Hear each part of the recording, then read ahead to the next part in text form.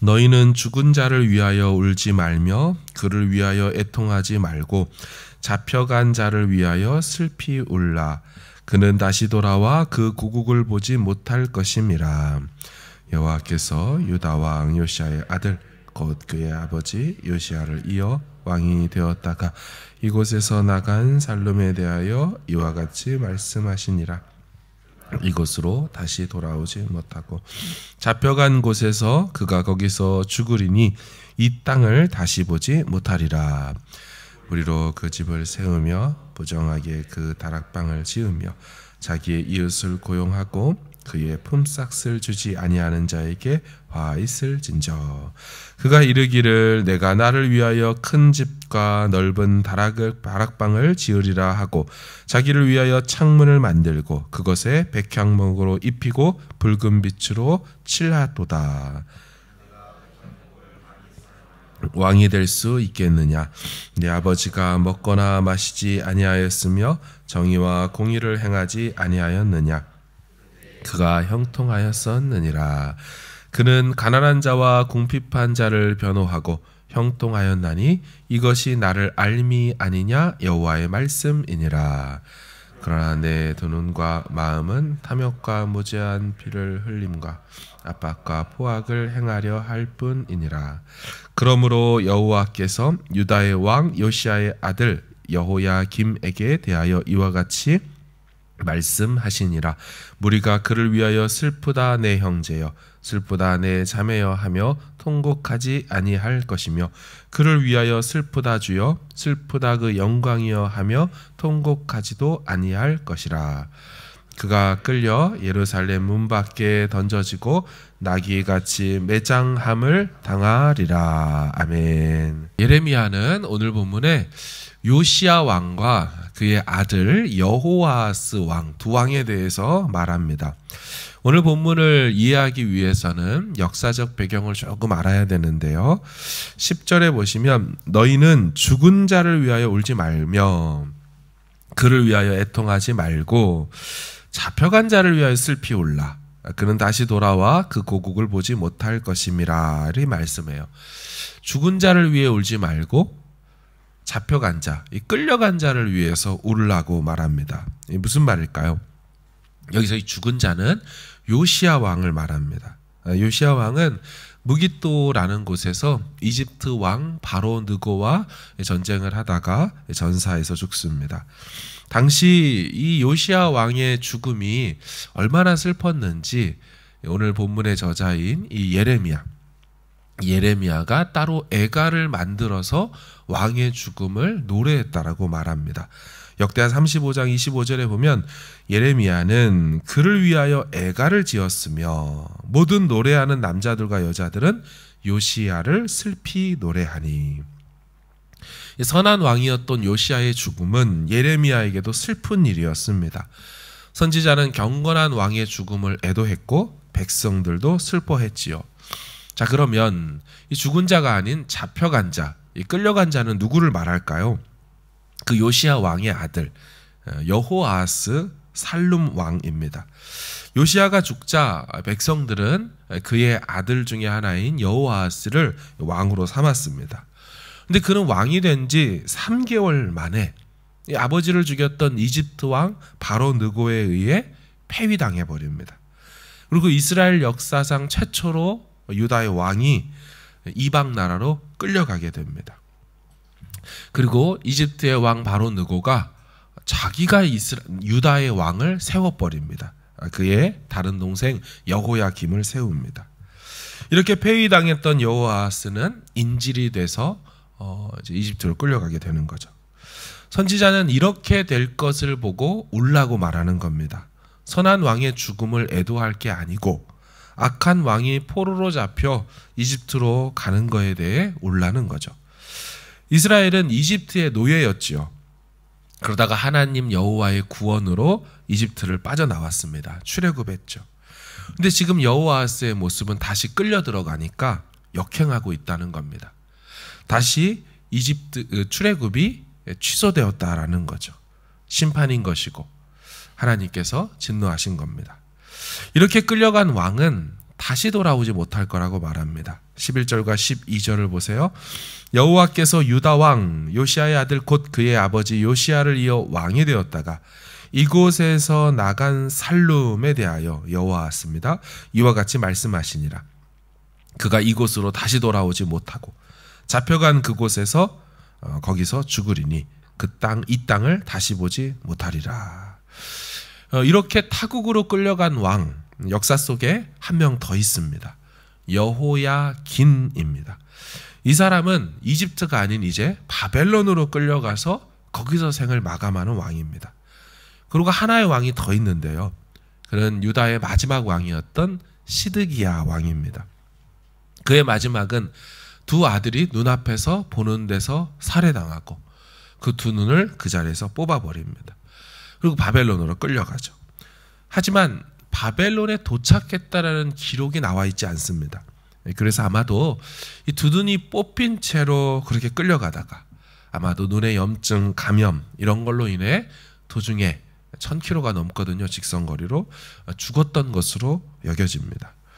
모든 나라 그 역사의 그 왕들이 마지막 왕들이 나라가 망하는 가운데 다 좋게 끝나지 않지 않았습니까? 유다의 마지막 왕들도 이처럼 비참하게 생을 마감했죠.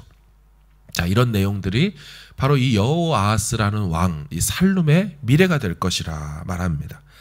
그리고 예레미야는 이어서 여호야김 왕에 대해서 13절 이하에 이렇게 말해요. 근데 첫 소절부터 좀 심각합니다. 우리 성경에는 13절 마지막을 보면 무엇 하지 아니하는 자에게 화 있을진저 이렇게 되어 있지만 원문에는 첫 소절부터 화 있도다 혹은 슬프다 이러면서 통곡하듯이 혹은 저주 선언을 하듯이 그렇게 먼저 시작을 합니다. 그리고 18절에는요. 무려 4번에 걸쳐서 여호야김에 대해서 말하며 화 있다, 저주다, 슬프다 이걸 연발하지요. 18절을 보세요.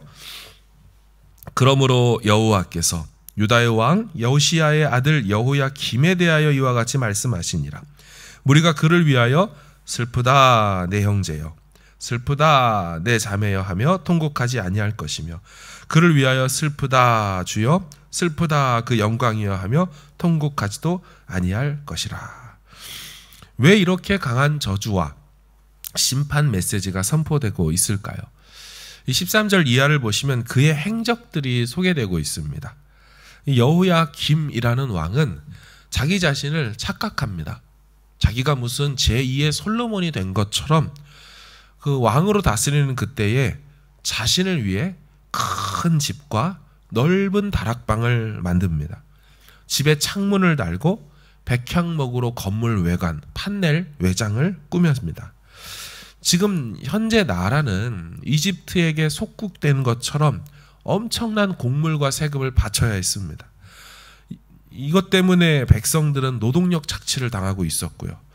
그런데도 왕이라는 작자가 아랑곳하지 않고 자기 백성들을 노예로 삼아 버리죠. 그리고 자기 국만 지으라고 말하는 거죠.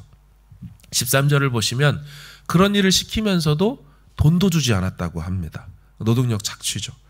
14절 마지막을 보면 자기 집을 붉은 빛으로 칠했다라고 합니다. 이건 실제로 고급스럽게 보이게 붉은 색깔을 이 외장을 칠했을 수도 있고 문학적 표현으로는 백성들의 피와 땀, 백성들의 피눈물로 그 건물 외장을 꾸몄다라고 말했을 수도 있습니다. 돌보고 보호해야 할 백성들을 왕이라는 자가 자기 노예로 삼고 자기 사리사욕을 위해서 그들의 피땀으로 자기 궁을 지었다는 것이 하나님 앞에서 큰 죄를 지은 것이죠. 선지자는 호통을 치면서 말하는 겁니다. 15절 네가 백향목을 많이 사용하여 왕이 될 수 있겠느냐. 백향목을 많이 사용해서 왕이 될 수 있겠느냐.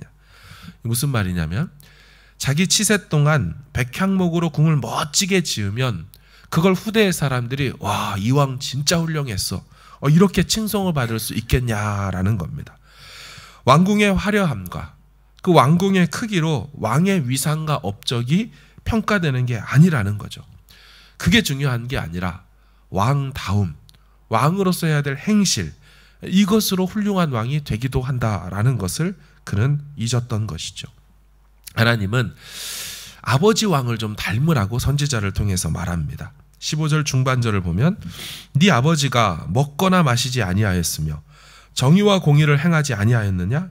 그때에 그가 형통하였었느니라. 16절 그가 가난한 자와 궁핍한 자를 변호하고 형통하였나니 이것이 나를 알미 아니냐.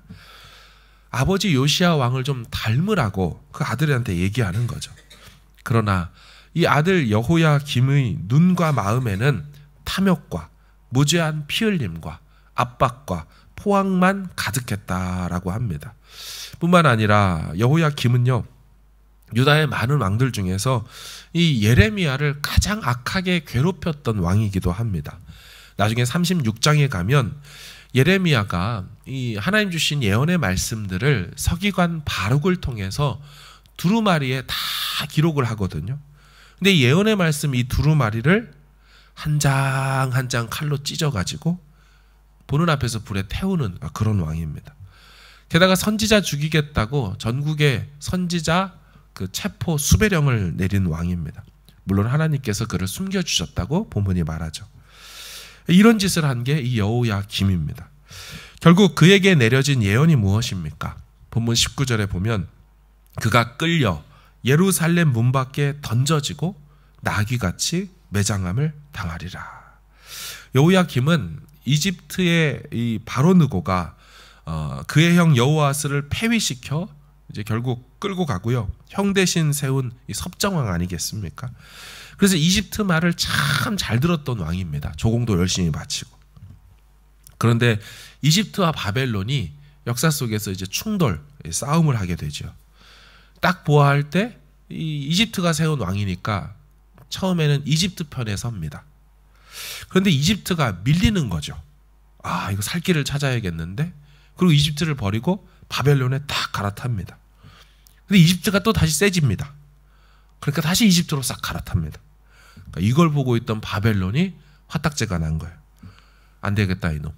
그래서 느부갓네살 왕이 이제 예루살렘에 침공하여 오는 거죠. 자, 이렇게 되면 그래도 이집트에 붙었으니까 이집트 왕이 좀 도와줘야 될 거 아닙니까? 근데 도와줄 줄 알았던 이집트는 오지 않습니다. 그리고 그렇게 포위된 채 예루살렘이 함락되기 얼마 전에 여호야김은 살해당해서 죽었습니다. 그래서 그의 죽음은 이 동네 짐승 나귀의 죽음처럼 값싼 죽음이 되었다라는 것이죠. 여러분, 성경은 역사를 담고 있습니다. 모세 시절부터 따지면 지금부터 무려 3400년 전의 역사부터 시작을 해서 구약 성경이 기록되는 것이 끝나는 시기까지 약 1000년의 역사를, 이 세상 나라 역사, 하나님 나라 역사를 다루고 있습니다. 결국 이 역사를 통해서, 구약을 통해 우리가 무엇을 배울 수 있습니까? 하나님 여호와가 세상을 통치하신다. 그분만이 우리의 도움이 되신다. 주신 율례와 법도를 따라 사는 것이 결국 나라든 개인이든 복이 되고 생명이 된다. 하나님 떠나서 우상 섬기며 세상 따라가면 살 길처럼 보여도 결국 죽음과 사망의 길이다. 결국 성경이 이 얘기하고 있는 거 아닙니까? 아무리 왕이라도 자기가 세상의 왕이 아닙니다. 하나님에 의해서 세워진 대리 통치자일 뿐이죠. 자기 힘과 노력으로 하루라도, 단 하루라도 임의로 생명을 더 연장시킬 수 없는 흙에서 온 존재일 뿐입니다. 이 여호야김 왕에게요, 아버지 요시야 좀 닮으라고 선지자가 또 하나님이 말씀하면서 중요한 메시지가 등장합니다. 15절 중반절을 보십시오. 네 아버지가 먹거나 마시지 아니하였느냐. 이 말은 네 아버지 먹고 사는데 아무 문제 없었다, 이 말이고요. 그는 정의와 공의를 행하지 아니하였느냐. 그때 그가 형통하였었느니라. 그러니까 하나님 뜻대로 살아갈 때 바로 그때에 너희 아버지가 형통한 삶을 살았다는 것을 네가 좀 기억해라 라고 말하고요. 16절에 가난한 자와 궁핍한 자를 변호하니 그가 형통하였다 라고 말하죠. 이 15절과 16절에 불통한 삶을 살군 여호야김에게 형통한 삶을 살았던 아버지의 행적을 소개하면서 두 번에 걸쳐 네 아버지가 형통했어, 네 아버지가 형통했어 라고 얘기하는 거예요. 근데 여러분, 이 말은 성공했다라는 그런 뜻을 갖고 있지는 않습니다. 형통했다라는 히브리 단어가 토브입니다. 토브. 너희 아버지가 선하였다. 네 아버지가 내가 보기에 아름다웠고 좋았단다. 하나님 보시기에 선하고 좋고 아름다운 거. 여러분, 성경은 그것을 형통이다라고 번역하거든요. 그리고 16절 하반절, 이것이 나를 알미 아니냐 여호와의 말씀이니라, 이렇게 말해요. 무슨 말입니까? 바로 이렇게 사는 것이 나를 알아가는 삶이다 라는 것이에요. 그분의 말씀대로 살아가는 것, 그 삶이 그분을 알아가는 삶이다 라고 말하고요. 바로 그것이 형통의 삶, 그것이 하나님 보시기에 선하고 좋은 삶이다 라고 말하는 겁니다. 사랑하는 여러분, 우리가 악한 세상에 살지만 참된 형통의 삶을 살기를 주의 이름으로 축원합니다. 그분 안에서 누리며 사는 것, 그분의 법도와 그분의 가르침과 인도하심 따라 사는 것, 여러분, 그게 하나님 보시기에 형통하고 하나님 보시기에 좋았더라 했던 그 태초에 지으신 모든 걸 보고 토부라고 하셨던 바로 그 삶이 된다는 것을 기억하고 오늘도 하나님 앞에 이같이 살아가는 모두 되길 주의 이름으로 축원합니다.